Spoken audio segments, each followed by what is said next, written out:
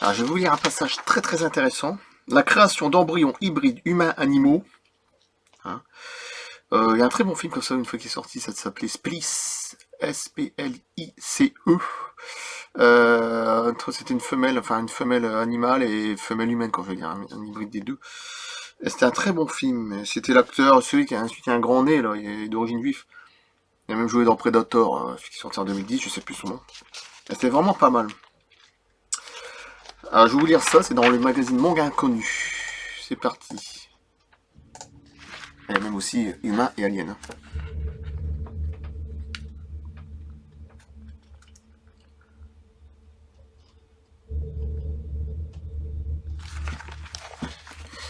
C'est parti.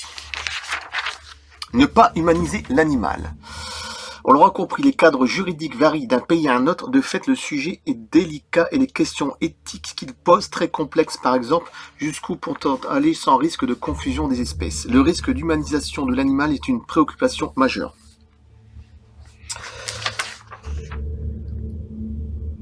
Alors, les chercheurs américains et espagnols qui auraient créé un embryon hybride singe-humain dans un laboratoire chinois. Bon.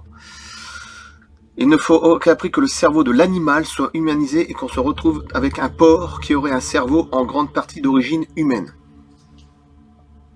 Estimait le docteur John DeVos, responsable du département ingénierie cellulaire et tissulaire de CHU de Montpellier dans une interview à France Info en 2017. Scénario redouté, si des cellules iPS étaient disséminées dans le cerveau de l'animal, elles pourraient modifier sa cognition avec le risque d'une forme de pensée et de conscience analogue à celle de l'homme se développe. Vous imaginez l'horreur. Enfin, pour moi, c'est comme une horreur. Je sais pas, mais bon... Des caractères physiques humains, mains, pieds, visage, pourraient de la même façon apparaître. Le risque d'humanisation du cerveau animal est bien réel, assurent donc des biologistes, tandis que d'autres, en garde-fou, proposent de modifier génétiquement les cellules pour les empêcher de se différencier vers autre chose que l'organe envisagé. Le fœtus de porc, cultivé par le pancréas, ne pourrait produire que du pancréas. Hiromitsu Nakoshi, quant à lui, promet de montrer très précautionnement, en n'amenant pas les embryons jusqu'à leur terme. Dans un premier temps, à chaque étape, il prévoit de vérifier la présence ou non de cellules humaines dans le cerveau avant d'aller plus loin. Maintenant, c'est des croisements aliens-humains. Mais moi, j'avais pensé, j'avais pas encore lu tout à l'heure, mais ah oui, écoutez bien. Pour les partisans de la théorie des anciens astronautes, les récits mythologiques ne relèvent pas uniquement de l'imaginaire et de la symbolique des peuples. Il y est souvent question de dieux qui descendent du ciel et s'accouplent avec des humains, engendrant alors des géants ou des demi-dieux. Héros qui affrontent les pires épreuves avec succès, Hercule, Persée, Thésée, Jason. Ces êtres surhumains destinés à accomplir des exploits hors normes se pourraient de leur point de vue des hybrides aliens humains. Un croisement qui leur aurait été juste conféré leur capacité extraordinaire. La théorie peut surprendre, mais elle rejoint certains témoignages. Ceux notamment relatés par le psychiatre John Mack dans son livre Enlevé par des extraterrestres. Des femmes abductées rapportent que, durant les examens subis dans les ovnis, les extraterrestres ont inséré dans leur utérus ce qu'elles pensent être un embryon. Revenues chez elles, elles se sentent bel et bien enceintes, avant d'être de nouveau kidnappées quelques semaines plus tard par les mêmes aliens qui extraient alors avec soin de leur utérus un fœtus vivant.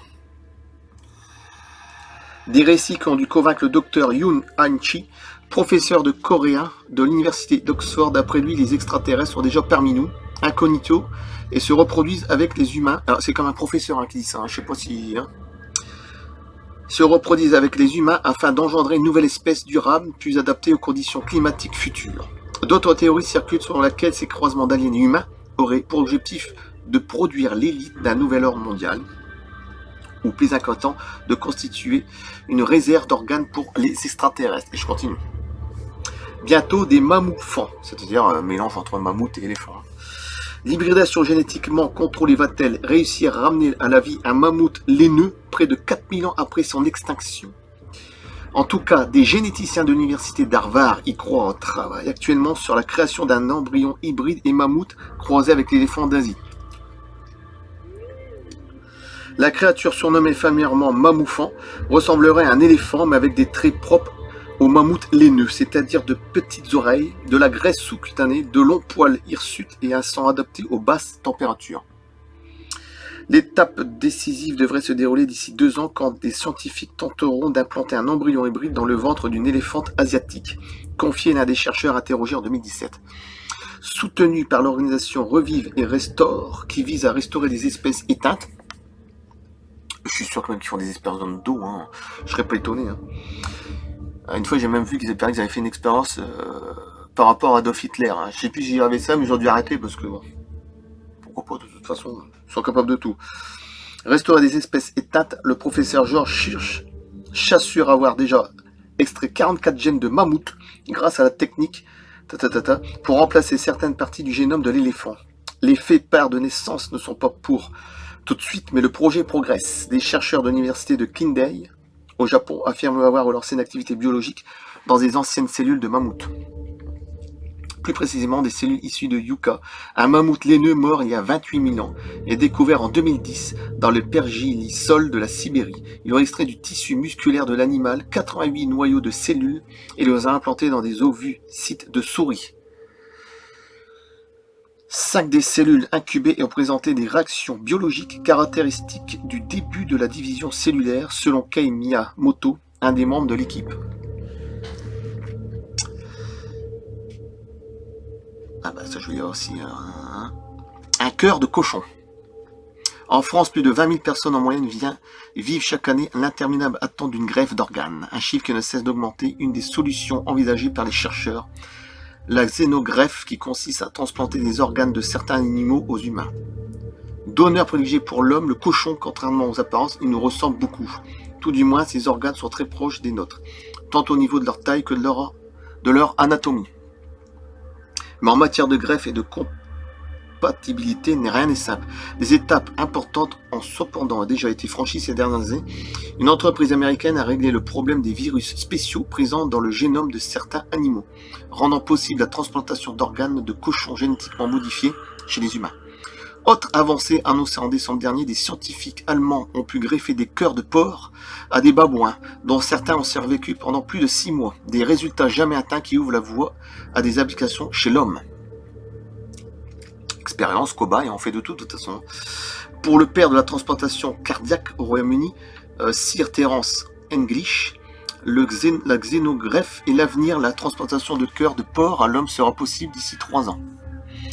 Estime-t-il, mais avant il faudra passer par une première étape, greffer un rein porcin à l'homme, ce que compte faire cette année même Sir English. Si cela fonctionne avec un rein, cela fonctionnera avec un cœur, assure-t-il. Rappelons par ailleurs aux sceptiques que des années 1940 jusqu'aux années 1980, les diabétiques étaient soignés par l'insuline porcine et bovine, et que de nombreux malades cardiaques vivent déjà avec une valve aortique porcine. Et maintenant pour terminer,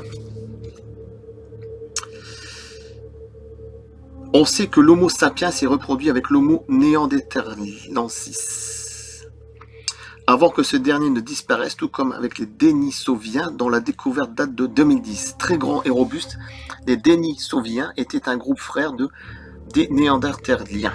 Le génome d'un os découvert dans une grotte en Sibérie a été analysé. Résultat, il appartenait à une très jeune femme décédée il y a environ 90 000 ans.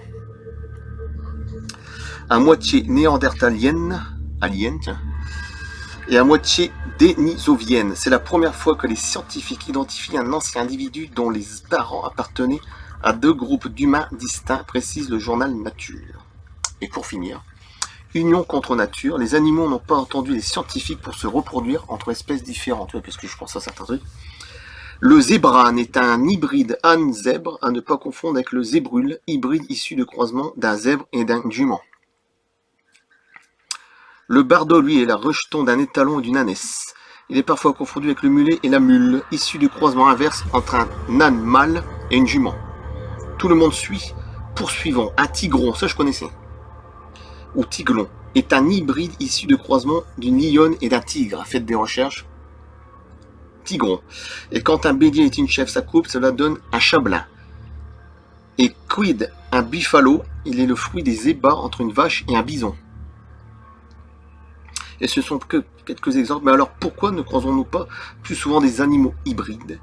D'une part, parce que le croisement interespèces ne sont pas la règle dans la nature, même s'ils peuvent se produire. Et d'autre part, car ces lignées n'ont pas grand avenir, vu que la plupart des hybrides sont stériles, comme si la nature veillait à remettre de l'ordre dans ces débordements. Voilà.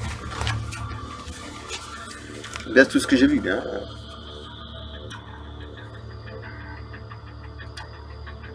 D'accord.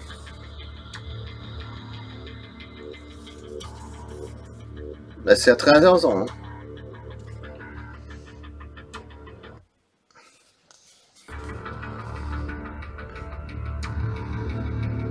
Là, je coupe. Merci. À bientôt. Je vais envoyer cette vidéo. Après, il y en aura une mardi soir. Ok. Je coupe. A plus. C'est vachement intéressant. On a connu, il y a de tout, de tout. Il y a guérisseur, magnétiseur. Tout est bon. OVNI, évidemment, extraterrestre. C'est vraiment de tout. Je coupe. A plus.